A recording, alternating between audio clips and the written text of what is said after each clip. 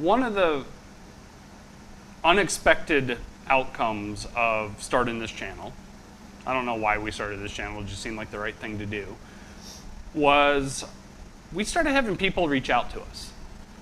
And some great comments. Sometimes you get a few know-it-alls, but to be honest, in the grand scheme of internet-based things, it has not been that bad. We've got more great help than not. So much help. But early on, I got this, I believe it was a Facebook message from this random guy on the internet. Hey, I'm getting my fuselage kit the same day you are. Maybe we can like be build buddies and build together. And I'm like, okay, random internet dude. Let's talk about this a little bit. So we talked about it a little bit, and as happens every once in a while, you meet some really amazing people on the internet. So our friend Rick, who has been absolutely invaluable in our build. There's been nights where we're like pulling our hair out and we'll call him and he'll FaceTime us, and it's like, think about it this way.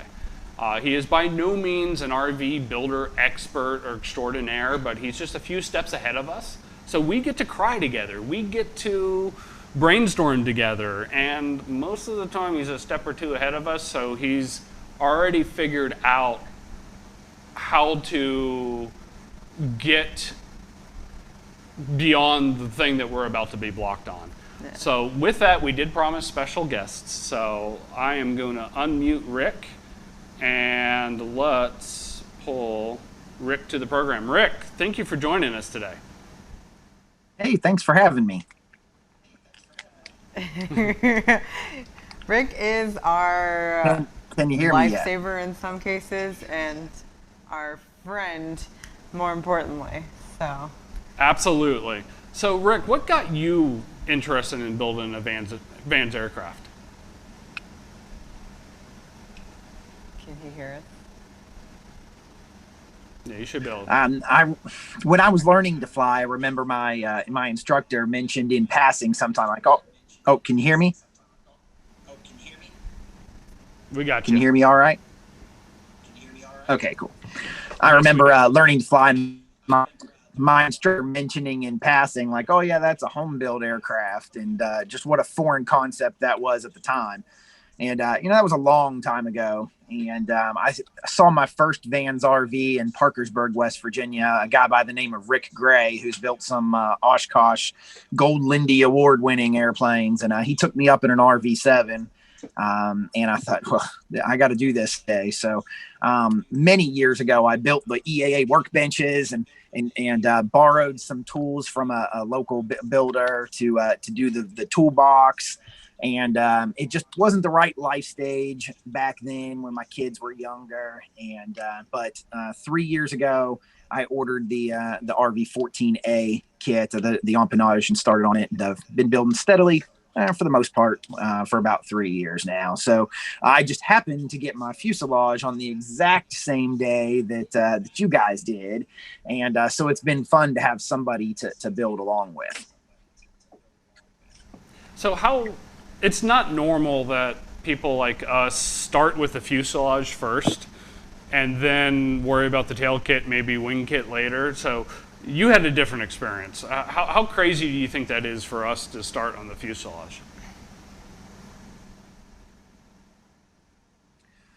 There was a little bit of technical difficulty there, but I think you asked how important it was for starting or on the fuselage. Is that correct? Yeah. Or how abnormal it is for us to start on the fuselage without having done the tail kit first. So to my understanding, I don't think that Vans necessarily says what order you have to build them in. And clearly they've confirmed that with you guys, although most people do start with the tail section. I don't know if it's because it's easier or if it's just maybe a little less expensive, that's where people usually start. I mean, that's where I started, learned a lot of lessons, destroyed a few parts, got much better at drilling out rivets. And, so I feel a lot more comfortable reading the instructions, the plans, and kind of knowing the philosophy of how Vans lays it out. So by the time I've got to this, I feel a lot better about it. And but you guys are just going to have it in reverse. By the time you start on the empennage, you'll have it down. You'll bust through it probably pretty quickly. What we found is the tail kit comes with a lot of hand holding. Even comes with a nice book that we have around. Yeah, comes with a nice how-to book. Right. Yeah, we had 2 months of building before they even shipped us this book. And the reason they were starting the fuselage kit is supply chain. That was the kit they can get out to us first. So we're like, well, we could sit and look at a box of parts and wait. It was about a month or two is what they were planning. It turned out to be a solid 2 months that we got the tail kit. And then so the fuselage kit showed up and I was like, we'll figure this out. We've got YouTube. We watched plenty of YouTube videos. And to be honest, I'm kind of glad that we didn't know what we were getting into. So, because it really has forced us to go and learn the harder stuff first, I think. And you can look at kind of the results. Yeah, and like that's I said, where we are right now. And by the time you guys get to the tail section, from what you've learned with this so far, you'll find that's probably pretty easy for you. So I'm looking forward to seeing you guys get started on it too. Yep. So the tail kit comes once we get to, was it section 30? 30 in the fuselage kit. They start saying, hey, that tail section that you've built, start attaching it to the main kit. So we have decided that once we get to that point, we're going to put the fuselage kit aside, go to work on the tail kit. And it'll be interesting to see how long it takes us to do the tail kit. We've got an engine already ordered. We've got propeller already ordered. We have, and we're talking to avionics shops right now about doing the avionics. So we're trying to keep the momentum up. Yeah. You guys are. We got to catch up to Rick. I think you'll probably pass me up. There's 2 of you building. So have you decided what package or anything you're going with for avionics, or are you allowed to say yet? We're going all Garmin. I've been flying Garmin in the certified world. We're debating between, was it Midwest Panel Builders and Stein Air to help us. And then we're debating how much help we're going to take from them. At this point, I'm leaning towards, let's take all the help. We'll write the check and let them basically build the full panel and the wire harness. So we'll see how that goes. What's your plan, Rick? What's my plan? Well, I'm going with a Dynon package, and I have not decided how much of the putting it together and wiring and so forth I'm going to do. I'm kind of leaning towards doing most of that myself, but we'll see how time and finances are when I get to that. I've really delayed making the decision on the avionics because I kept feeling like it was far enough out that new products might come out, or and so I just didn't want to make the decision on that yet. So I kind of loosely know I'm going with Dynon. I put in an autopilot servo in the wing, so that kind of committed me to that, and the pitot too, I guess.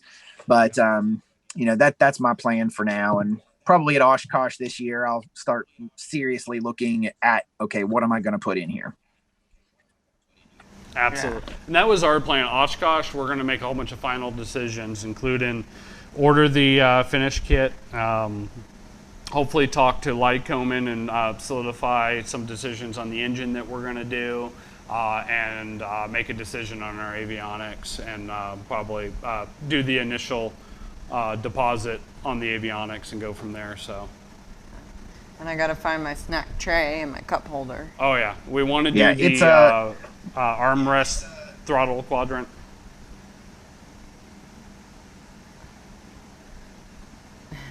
Go ahead, Rick. Yeah, somebody on the 14 page posted that the other day, I think, and it's really nice. Yeah, Yeah, and it I looked see somebody good. posted that on the page the other day, I think, on Facebook, and I screenshotted that myself because it looked like something I would want to order or to replicate myself.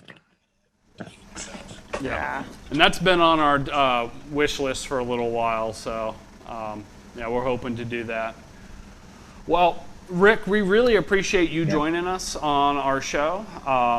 And I know we're struggling with internet speed, so I don't think a whole lot of people are able to watch it live, but we are recording this so we can post it without the glitches after the fact.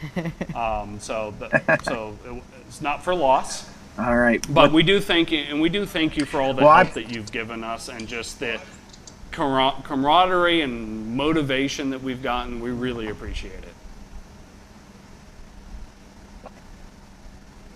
So, well, that's what it's thanks all for about. joining us, I've got and the same thing with people that are more experienced than me that have been helping me all along. So I think it's kind of a community that gives back. Thanks, guys. Absolutely. Thank you. Have a good night. Have fun building.